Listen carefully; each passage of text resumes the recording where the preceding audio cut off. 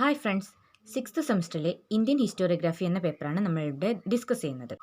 First module history in early India. The first module included concept of past in early India, itihasa purana traditions, Buddhist Jain traditions, Harshacharita, Mushakavamsakavya, Rajatarangini.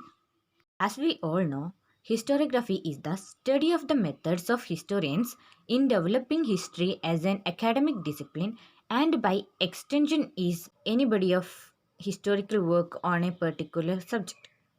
Historiography എന്ന് പറഞ്ഞാൽ ഒരു മെത്തേഡാണ്. ചരിത്രം എങ്ങനെ എഴുതണം, ചരിത്ര പഠനം എങ്ങനെ സാധ്യമാക്കണം, അല്ലെങ്കിൽ ഏതൊരു സബ്ജക്റ്റിൻ്റെയും ചരിത്രം അത് എങ്ങനെ ചരിത്രമുണ്ടായി അല്ലെങ്കിൽ അതെങ്ങനെ എഴുതണം എന്നുള്ള ഒരു മെത്തേഡാണ് ഹിസ്റ്റോറിയോഗ്രഫി എന്ന് പറയുന്നത്. ഓരോ പ്രദേശത്തിനും അതിൻ്റേതായ ചരിത്രങ്ങൾ ഉണ്ടാകും. അതൊക്കെ ആ പ്രദേശത്തിലുള്ളവർ പല രീതിയിൽ രേഖപ്പെടുത്തി വെച്ചിട്ടുണ്ടാകും. ഇല്ലെങ്കിൽ അവിടെ നിന്ന് കിട്ടുന്ന റിമൈൻസ് ആർക്കിയോളജിക്കൽ എവിഡൻസസിൽ നിന്നും ഇന്നത്തെ ചരിത്രകാരന്മാർ ഉണ്ടാക്കിയെടുത്തിട്ടുണ്ടാകും. അങ്ങനെയുള്ള ചരിത്രം ഇന്ത്യക്കുണ്ടായിരുന്നുവോ എന്ന് പരീക്ഷിക്കുന്നതാണ് Indian historiography. It has long been maintained that ancient India lacked historical consciousness and hence did not produce any historical work. This statement was put forward either from the perspective of modern historical understanding or in comparison with the ancient Greek or the Chinese. Chronology dealing with a short span of time is considered as the eye of history, and the ancient Indians were ignorant of that type of a chronology. Another important aspect of modern historical writing as scientific record of unique events set in their correct perspective is not seen in the ancient Indian intellectual activities. Ancient Indians never considered history as a enquiry into the past with the logical purpose of explaining its cause and consequences. Indian ജനതയ്ക്ക് ഒരു ചരിത്രബോധം ഉണ്ടായിട്ടില്ല എന്നാണ് നമ്മുടെ modern historical പേഴ്സ്പെക്റ്റീവ്സിനെ കുറിച്ച് അല്ലെങ്കിൽ ഇന്ത്യയുടെ historical പേഴ്സ്പെക്റ്റീവ്സിനെ കുറിച്ച് discuss ചെയ്യുമ്പോൾ എഴുതി വെച്ചിരിക്കുന്നത്. അവർ ഒന്നുകിൽ ഗ്രീക്ക് അല്ലെങ്കിൽ ചൈനീസ് ട്രഡീഷനിൽ ഇങ്ങനെയാണ് ഹിസ്റ്ററി അല്ലെങ്കിൽ ഇങ്ങനെ ആയിരിക്കണം ഹിസ്റ്ററി എഴുതുന്നത് എന്നുള്ള പേഴ്സ്പെക്റ്റീവ്സിലാണ് അവരങ്ങനെ പറഞ്ഞു വെച്ചിരിക്കുന്നത്.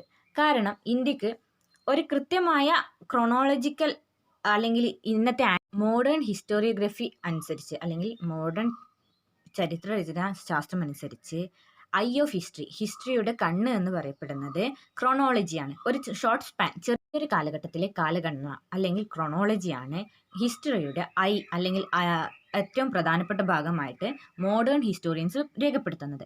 ആ മോഡേൺ ഹിസ്റ്റോറിയൻസ് ചിന്തിക്കുന്ന അതേപോലെ തന്നെ ഒരു ക്രോണോളജി ഇന്ത്യയിൽ ഉണ്ടായിരുന്നില്ല, അല്ലെങ്കിൽ ഇന്ത്യൻ ഹിസ്റ്റോറിക്കൽ റൈറ്റിങ്ങിൽ ഉണ്ടായിരുന്നില്ല, ഒരു സയൻറ്റിഫിക് റെക്കോർഡ് ഉണ്ടായിരുന്നില്ല. അവരുടെ ചരിത്രങ്ങളൊക്കെ ഒരു ചരിത്രരേഖകളായി കണക്കാക്കപ്പെടാൻ പറ്റാത്തതാണ് എന്നൊക്കെയുള്ള കുറ്റപ്പെടുത്തലുകൾ ഇന്ത്യൻ ഹിസ്റ്റോറിയോഗ്രഫി അല്ലെങ്കിൽ ആൻഷ്യൻ്റ് ഇന്ത്യയിലെ റെക്കോർഡ്സിനെ കുറിച്ച് മോഡേൺ വെസ്റ്റേൺ തിങ്കേഴ്സ് എഴുതി വച്ചിരിക്കുന്നു. പക്ഷേ അത് തിരുത്തുന്ന ഇന്ത്യൻ ഹിസ്റ്റോറിയൻസിൻ്റെ അഭിപ്രായ പ്രകാരം ancient India never consider history as an enquiry into the past.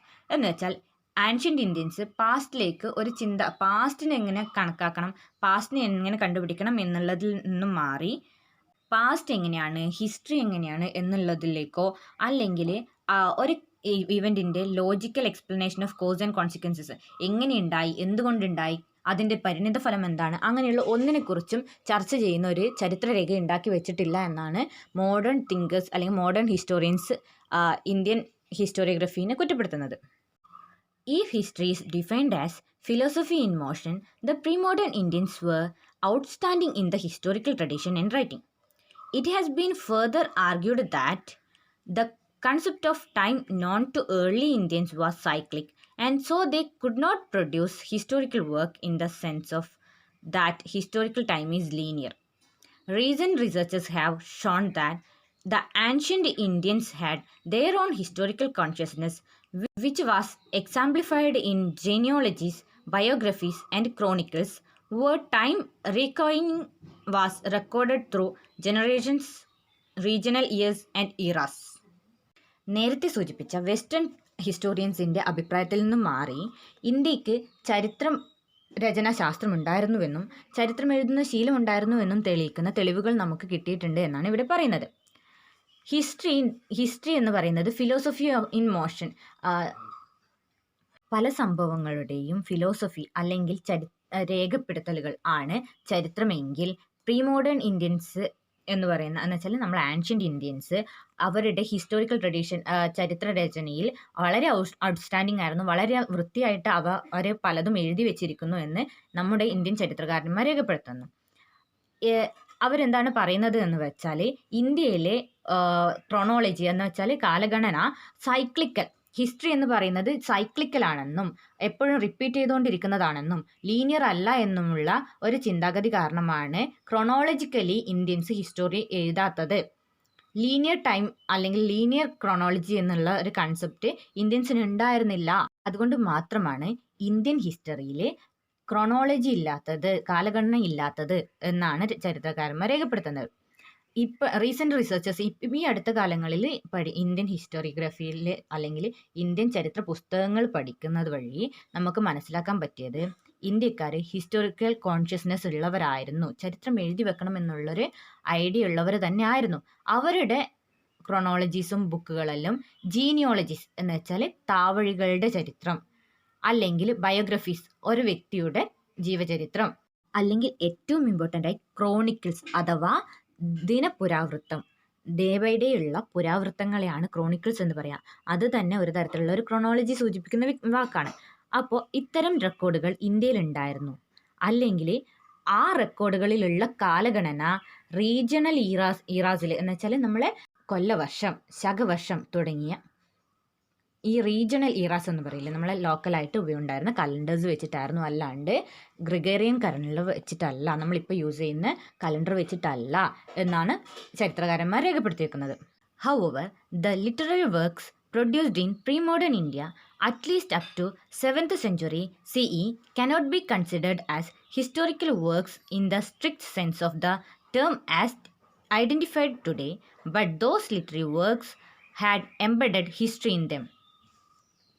അതായത് ഇന്നത്തെ strict sense of historical idea ഈ പ്രീ മോഡേൺ ചരിത്രകാരന്മാരുടെ കാഴ്ചപ്പാടിൽ നിന്നും മാറി ഇന്നത്തെ മോഡേൺ ചരിത്രകാരന്മാരുടെ ഇന്നതാണ് ചരിത്രം എന്നുള്ള രീതിയിൽ വെച്ച് നോക്കിയാൽ പ്രീ മോഡേൺ ഇന്ത്യയിൽ ഒരു 7ാം നൂറ്റാണ്ട് വരെ, ഈ 7ാം നൂറ്റാണ്ട് BCE വരെ നമുക്ക് ഇന്ത്യയിൽ ചരിത്രം ഉണ്ടായിട്ടില്ല എന്ന് ഉറപ്പിച്ച് പറയും ചരിത്രകാരന്മാർ.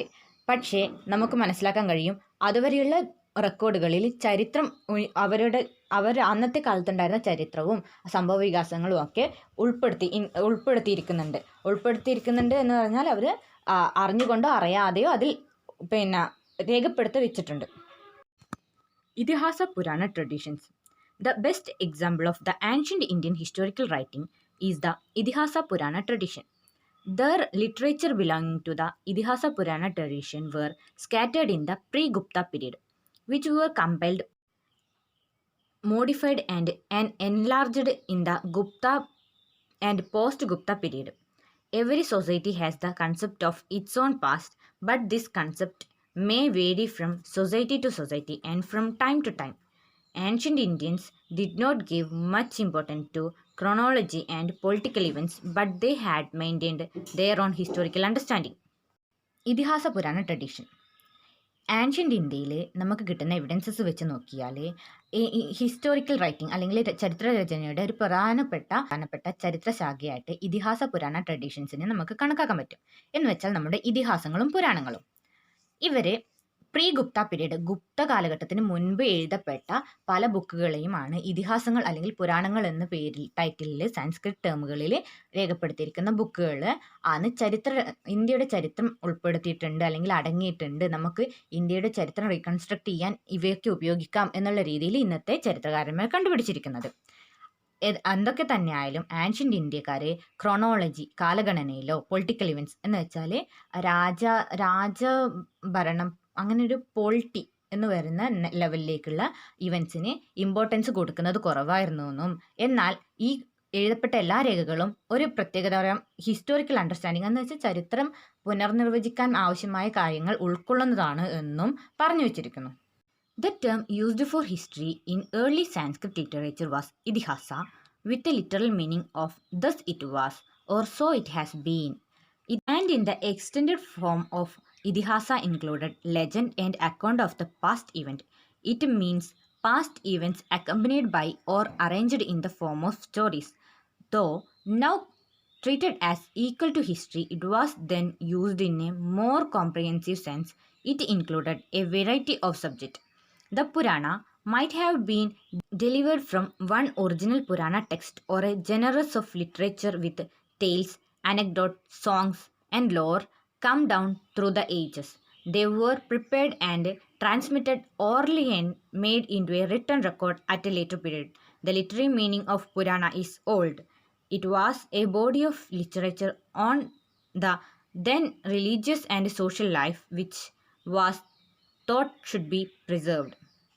അതായത് സംസ്കൃത പദമായ ഇതിഹാസം അതിൻ്റെ അർത്ഥം തന്നെ തന്മൂലം ആയതിനാൽ അങ്ങനെ അർത്ഥം വരുന്ന ദസ് ഇറ്റ് വാസ് എന്നൊക്കെ അല്ലേ അർത്ഥം വരുന്ന ഒരു വാക്കാണ് ഇതിഹാസം. അതിൻ്റെ എക്സ്റ്റൻഡ് ഫോം എന്ന് വെച്ചാൽ ഇതിഹാസങ്ങൾ കുറച്ചു കാലം കഴിയുമ്പോൾ അത് പുരാണങ്ങളായിട്ട് പരിവർത്തനം ചെയ്യപ്പെടുന്നു. പലതരത്തിലുള്ള പാസ്റ്റ് ഈവൻറ്റ്സ് ചരിത്ര സംഭവങ്ങൾ തന്നെ അക്കോമ്പനി ചെയ്യുന്ന പുരാണങ്ങളും ട്രഡീഷൻസുമായിട്ട് നമ്മളെ ചരിത്രരചന മാറുന്നു. ചരിത്രരചന എന്ന് പൂർണ്ണമായും പറയാൻ പറ്റില്ലെങ്കിലും എഴുതപ്പെടുന്ന റെക്കോർഡ്സുകളുടെ ഒരു രീതിശാസ്ത്രം മാറുന്നു. നമ്മുടെ പുരാണങ്ങളിൽ ടെയിൽസ്, കഥകൾ, അനക്ഡോട്ട്സ്, ചെറുകഥകൾ, സോങ്സ്, പാട്ടുകൾ, ലോർ എന്ന് പറഞ്ഞാൽ നമ്മുടെ നാടൻ രീതിയിലുള്ള കഥകൾ, നാടോടി കഥകൾ, ഫോക്ലോർ എന്നൊക്കെ കേട്ടിട്ടില്ലേ, ആ ലോർ, അതാണ്. അങ്ങനെയുള്ള പലതരത്തിലുള്ള വിഭാഗങ്ങൾ ഉൾപ്പെടുത്തിയിട്ടുള്ളതാണ് പുരാണങ്ങൾ എന്ന് പറയുന്നത് വരുന്നത്. തന്നെയായാലും ഈ ഇതിഹാസങ്ങളും പുരാണങ്ങളും ഓറലി ട്രാൻസ്മിറ്റഡ് എന്ന് പറഞ്ഞാൽ സ്തുതിപാഠകരും മറ്റ് പാണന്മാർ എന്ന് നമ്മുടെ നാട്ടുകളിലൊക്കെ കേട്ടിട്ടുള്ള വിഭാഗങ്ങൾ പോലുള്ളവരോ പാടി നടന്ന വാമൊഴി ചരിത്രമായിട്ടാണ് ഇന്ത്യയിൽ നിലനിന്നിരുന്നത്. ഈ പുരാണത്തിൻ്റെ അർത്ഥം തന്നെ ഓൾഡ്, പഴയത് എന്നാണ്. ഇവയൊക്കെ ഗുപ്ത പീരീഡ് കാലഘട്ടത്തിലേക്കാണ് എഴുതപ്പെടുന്നത് എന്ന് ചരിത്രകാരന്മാർ പറഞ്ഞു വയ്ക്കുന്നു. എന്തൊക്കെ തന്നെയായാലും ഈ പുരാണങ്ങളും ഇതിഹാസങ്ങളും റിലീജിയസ് എന്ന് വെച്ചാൽ മതപരമായിട്ടുള്ളതോ സോഷ്യൽ മറ്റ് സമൂഹപരമായിട്ടുള്ളതോ ആയിട്ടുള്ള ജീവിതങ്ങൾ എങ്ങനെയെങ്കിലും പ്രിസർവ് ചെയ്ത് വെക്കണം. ഈ ചടങ്ങുകൾ അല്ലെങ്കിൽ ഈ കാര്യങ്ങളൊക്കെ ഇനി അടുത്ത തലമുറയിലേക്ക് എത്തണം, പ്രിസർവ് ചെയ്യണം എന്നുള്ള ഉദ്ദേശത്തോടു കൂടി തന്നെയും ഉണ്ടാക്കിയതാണ് എന്ന് ചരിത്രകാരന്മാർ പറയുന്നു. The Idihasa and Purana were often composed originally by priest poet attached to various tribes. They were composed in literary form by the Sudas or the bards and the Magadhas or the chronicles. The period between the rise of Mauryan Empire and the rise of the Gupta Empire did not produce historical work, though the period witnessed the growth of major political and social institutions in ancient India and the compilation of oral legends or history into written records. The earliest surviving written evidences relating to the Itihasa Purana tradition date to the rise of the Guptas. ഈ ഇതിഹാസ പുരാണങ്ങൾ പണ്ട് നിലനിന്നിരുന്ന ഗോത്രവർഗങ്ങളിലെ കവികൾ അല്ലെങ്കിൽ എന്തെങ്കിലും ഒരു തരത്തിലുള്ള ഭരണഘടന അല്ലെങ്കിൽ പോളിറ്റി നിലനിന്നിരുന്നിരിക്കണം. ആ പോളിറ്റിയിലെ കവികൾ എഴുതപ്പെട്ടതാണെന്നും അവയൊക്കെ സൂദാസ് എന്ന് വെച്ചാൽ ഈ സ്തുതിപാഠകരില്ലേ, ബാഡ്സിൻ്റെ മലയാളം അർത്ഥം സ്തുതിപാഠകർ എന്നാണ്. അതിൻ്റെ സംസ്കൃതം ടേമാണ് സൂദാസ്. ആ സൂദാസ് പാടി നടന്നിരുന്ന നമ്മുടെ നോർത്ത് മലബാറിലൊക്കെ കാണപ്പെടുന്ന വടക്കൻ പാട്ടുകൾ പാടി നടന്നിരുന്ന പാണന്മാർ എന്ന് പറയുന്ന ഒരു വിഭാഗത്തിൻ്റെ മറ്റൊരു രൂപം, നോർത്ത് ഇന്ത്യൻ വേർഷനാണ് സൂദാസ്. ഈ സൂദാസോ അല്ലെങ്കിൽ മഗധാസ് എന്ന് വെച്ചാൽ ക്രോണിക്കിൾസ് ഉണ്ടാക്കുന്നവർ. മഗധ എന്ന് പറയുന്നത് നമ്മുടെ നാട്ടുരാജ്യത്തിൻ്റെ പേരല്ല. മഗധ എന്ന് അതിൻ്റെ അർത്ഥം ക്രോണിക്കിൾസ് എന്നാണ്, ദിനപുരാവൃത്തം എന്നാണ് അതിൻ്റെ അർത്ഥം. അത്തരത്തിലുള്ള റെക്കോർഡുകളായിട്ട് ഓറലി ട്രാൻസ്മിറ്റ് ചെയ്ത് എന്ന് വെച്ചാൽ വാമൊഴി ചരിത്രമായിട്ട് നിലനിന്നിരുന്നു എന്നാണ് പറയുന്നത്. ഇത് തന്നെ rise of Mauryan empire and the rise of Gupta empire, അതിനിടയിൽ ഇത്തരത്തിലുള്ള ക്രോണിക്കിൾസ് ഉണ്ടായതായിട്ട് രേഖകൾ കാണുന്നില്ല. പക്ഷെങ്കിൽ ഈ കാലഘട്ടം മേജർ പൊളിറ്റിക്കൽ ആൻഡ് സോഷ്യൽ ഇൻസ്റ്റിറ്റ്യൂഷൻസിന് വേണ്ടിയിട്ട് അല്ലെങ്കിൽ പലതരത്തിലുള്ള സോഷ്യോ പൊളിറ്റിക്കൽ ചേഞ്ചസിന് കാരണഭൂതമായിട്ടുള്ള കാലഘട്ടമാണ് rise of Mauryan and rise of Gupta എന്ന് പറയുന്നത്. അന്നത്തെ കാലഘട്ടത്തിൽ ഇത്തരം പുരാണങ്ങളോ ഇതിഹാസങ്ങളോ കാണാനില്ലെങ്കിലും ഇവയുടെയൊക്കെ കമ്പൈലേഷൻ ഓറലി ട്രാൻസ്മിറ്റ് ചെയ്തിരിക്കുന്ന ഈ ചരിത്രങ്ങൾ കൃത്യമായി റിട്ടൺ റെക്കോർഡുകളിലേക്ക് എഴുതപ്പെട്ടു എന്നാണ് പറയുന്നത്. ഈ ഏർലിയസ്റ്റ് സർവൈവിങ് റിട്ടൺ റെക്കോർഡ് എന്ന് വെച്ചാൽ ഏറ്റവും പുരാതനമായി നമുക്ക് കിട്ടിയിരിക്കുന്ന സർവൈവിങ് റിട്ടൺ റെക്കോർഡായിട്ടുള്ള ഇതിഹാസ പുരാണാസ് റൈസ് ഓഫ് ഗുപ്താസിൻ്റെ എപ്പോഴാണോ ഗുപ്താസിൻ്റെ ചരിത്രം തുടങ്ങുന്നത് അപ്പോഴേക്കും ട്രേസ് ബാക്ക് ചെയ്യുന്നു എന്ന് വെച്ചാൽ പറയുന്നത്. കാരണം ഓറൽ ട്രാൻസ്മിറ്റഡ് ആയിട്ടുള്ള ഒരു സാധനത്തിൻ്റെ റെക്കോർഡ്സ് എപ്പോഴുണ്ടായതാണെന്നോ എങ്ങനെ ഉണ്ടായതാണെന്നോ എന്ന് നമുക്ക് കണ്ടുപിടിക്കാൻ പറ്റില്ല. അപ്പോൾ ഉള്ളതെന്ന് വെച്ചാൽ റിട്ടേൺ റെക്കോർഡ്സ് ആയിട്ട് നമ്മളെ കയ്യിൽ കിട്ടിയതിൻ്റെ സയൻറ്റിഫിക് ഡേറ്റിങ്ങും ഒക്കെ വെച്ച് നോക്കുമ്പോൾ ഇത് ഇന്ന കാലഘട്ടത്തിലേക്കാണ് വിരൽ ചൂണ്ടുന്നത് എന്ന് നമുക്ക് പറയാൻ പറ്റും. അത്തരത്തിൽ നമുക്ക് കിട്ടിയ എവിഡൻസ് ഏറ്റവും കൂടുതൽ പഴക്കമുള്ളത് റൈസ് ഓഫ് ഗുപ്താസിൻ്റെ ഏറയിലേക്കാണ്. The three main constituents of the Idihasa Purana traditions are genealogy, mythology, and historical narrative or Vamsacharita. The two types of epic, Ramayana and Mahabharata, have element of historical tradition. Historical material in the Purana is not found in a clearly defined as and a separate section. Considerable historical value cannot be attributed to the Puranas as they were rewritten at a later period and their authorship ascribed to the legendary sages. This was done in order to acquire antiquity and authority to the Puranas. Geographical location of the Purana was limited to the Ganges Valley, though theoretically it covered the entire subcontinent. ഇതിഹാസ പുരാണ ട്രഡീഷനിലെ 3 പ്രധാനപ്പെട്ട ശാഖകളാണ് പറയുന്നത്. Genealogy വംശചരിതം, mythology പുരാണങ്ങൾ, historical narrative അഥവാ വംശചരിതങ്ങൾ. ഇത്രയും 3 തരത്തിലാണ് ഇതിഹാസ പുരാണങ്ങൾ ഉള്ളത്. The type of EPIC Ramayana and Mahabharata. ഈ രാമായണത്തിലും മഹാഭാരതത്തിലും ഹിസ്റ്റോറിക്കൽ ട്രഡീഷൻസ് നമുക്ക് കാണാൻ പറ്റും. അവരുടെ ചരിത്രം, അവരുടെ പൂർവികരുടെ ചരിത്രം അടക്കം പറയുന്ന തരത്തിലേക്ക് രാമായണം മഹാഭാരതം എഴുതപ്പെട്ടിരിക്കുന്നു. പിന്നെയുള്ളത് എന്താണെന്ന് വെച്ചാൽ ഈ ഹിസ്റ്റോറിക്കൽ പുരാണങ്ങൾ അല്ലെങ്കിൽ പക്ഷേ അവർ പറയുന്നത് എന്താണെന്ന് വെച്ചാൽ ഈ പുരാണങ്ങളിൽ അല്ലെങ്കിൽ ഇതിഹാസങ്ങളിലുള്ള ഹിസ്റ്റോറിക്കൽ മെറ്റീരിയൽ എന്ന് പറയുന്നത് ഹിസ്റ്റോറിക്കൽ ആയിട്ടുള്ള ഒരു പ്രത്യേകം സെപ്പറേറ്റ് ചെയ്തിട്ട് നമുക്കിത് ഹിസ്റ്ററി ആണ് എന്ന് പറയാൻ പറ്റുന്ന തരത്തിലല്ല എന്നും ഈ എഴുതപ്പെട്ടിരിക്കുന്ന സംഭവങ്ങളിൽ നിന്ന് നമുക്ക് ചരിത്രങ്ങൾ കണ്ടുപിടിക്കാൻ പറ്റും എന്നുമാണ് പറയുന്നത്. എന്ന് വെച്ചാൽ രാമായണത്തിലോ മഹാഭാരതത്തിലോ എഴുതപ്പെട്ട റെക്കോർഡുകളിൽ കിട്ടിയിരിക്കുന്ന പല സ്ഥലനാമങ്ങളും ചിലപ്പോൾ ഇന്നും നമ്മൾ ഉപയോഗിച്ച് വരുന്നതായിരിക്കും.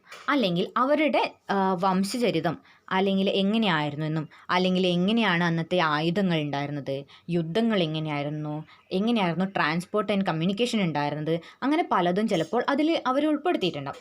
അത്തരം കാര്യങ്ങൾ ഈ രാമായണം മഹാഭാരതം പോലുള്ള പുരാണങ്ങളും ചരിത്രങ്ങളും ഇതിഹാസങ്ങളും ഒക്കെ വായിക്കുമ്പോൾ നമുക്ക് അതിൽ നിന്ന് വായിച്ചെടുക്കാൻ പറ്റും, റീകൺസ്ട്രക്റ്റ് ചെയ്യാൻ പറ്റും എന്നാണ് ചരിത്രകാരന്മാർ പറയുന്നത്.